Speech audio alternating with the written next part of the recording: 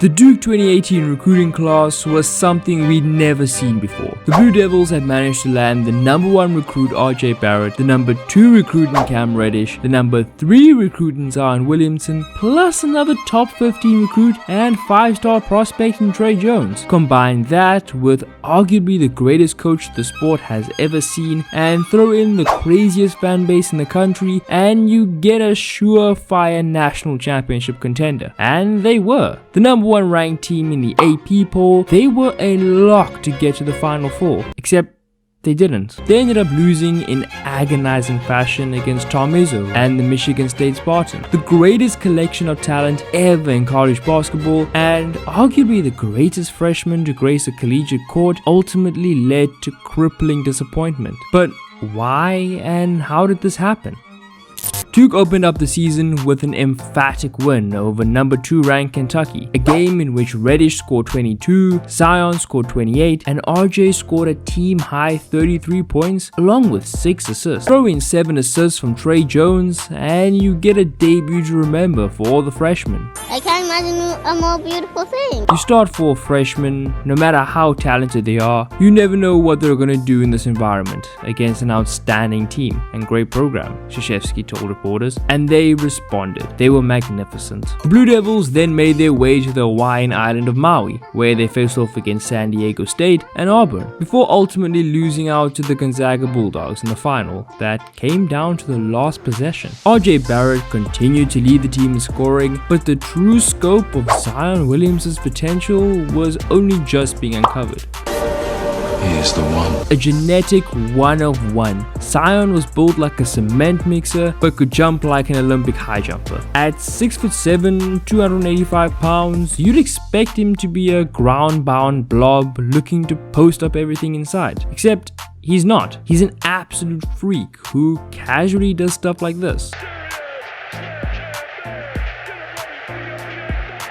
Coming from a small high school in South Carolina, Zion didn't team up with other players with prodigious talent to form a high school super team. Instead, his fame come from his almost legendary dunk tapes. He underwent a huge growth spurt in high school and went from a 5'10" point guard in 8th grade to a 6'6" forward as a sophomore. That helps explain his exceptional ball handling skills and court vision for a player of his size. Unfortunately, none of that mattered against Gonzaga, as Barret tried to play hero ball in the closing seconds and had an out-of-control layup rejected while other teammates watched in disarray. That's not how the game is played!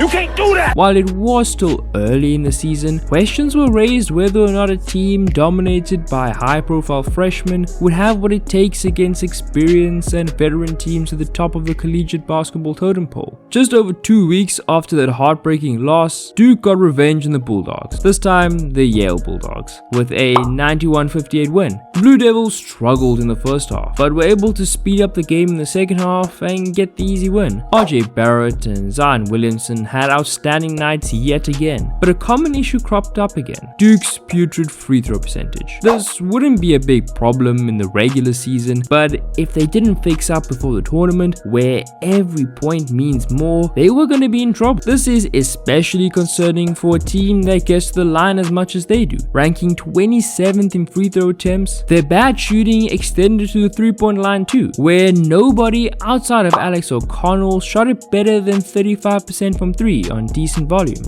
What? Reddish was hitting about a third of his threes, Barret managed to finish just above 30%, and don't get me started on Tre's trays. In an overtime loss to Syracuse, Duke shot 9 for 43 from 3 and struggled against the Orange's 2-3 zone. It seemed like a weakness had emerged. Teams that can take away the paint and deny Duke shots at the rim, forcing them to take jumpers, would have an edge. It looked like a similar story when Duke made the trip to the KFC Yum Center. Yes, that is its name. At halftime, Louisville led 38-29. Duke went 3 for 15 from 3 in the first half. Panic isn't the right word, but we lost confidence and we just looked bad, Krzyzewski said. I told my team, you're not losers, but you're playing like losers. In a huddle during a timeout in the second half, Krzyzewski looked at his struggling players and declared they would win. I hope so. Okay. In the next 9 minutes, Louisville would take 10 shots and miss 8 of them. The Cardinals would also commit 9 turnovers. The Duke defense that produced only 1 steal the first half had 11 in the second. The Blue Devils went sweeping past, winning on 2 Cam Reddish free throws with 14 seconds left. Reddish, a 6'7" forward and former McDonald's All-American and Mr. Pennsylvania basketball, was certainly the most prolific shooter on the roster. He tore through high school basketball, teaming up with fellow 5-star Mo Bamba, and shined on the AAU circuit. Far more quiet and reserved than the other 2 top prospects, he didn't receive as much media attention. It also didn't help that his scoring efficiency was inconsistent at best. He would end up going in the top 10 of the next year's draft, but his NBA story is one for another day. Contrary to what Nikola Jokic and Russell Westbrook will have you believe, triple-doubles are a rare achievement, quadruply so in college basketball, where possessions are longer, games are shorter, and players only play around 30 minutes a night. This is why Barrett's triple-double against NC State was such a big deal. In fact, for as rare as triple-doubles are in college basketball, this one was even more unique. In the 1,331 times Mike Krzyzewski led a Duke team onto the court, a triple-double happened only 1 time before Barret pulled this one out at Cameron Indoor. He managed 23 points, 11 rebounds, and 10 assists, along with 0 turnovers. A 6'7" product of Mississauga, Ontario, Barret was the number 1 player in his high school class, and the projected number 1 pick in the NBA draft, right up until the start of the season. He will go right to the very top. Right to the very top. Well, there you are, you heard it here first. After deciding to further his basketball career at an American prep powerhouse, the left-handed Barret led Florida's Montverde Academy to a 35-0 record and a national championship, while sweeping every major National Player of the Year award. At Duke, he would go on to set the ACC scoring record, and if it wasn't for the rapid ascent of Zion, both literally and figuratively, he would have certainly been in the conversation for the number 1 pick. After getting Zion Williamson back from a knee injury caused by him bursting through his shoe and winning the ACC tournament, Duke was named the overall number 1 seed in the NCAA field. Sensational.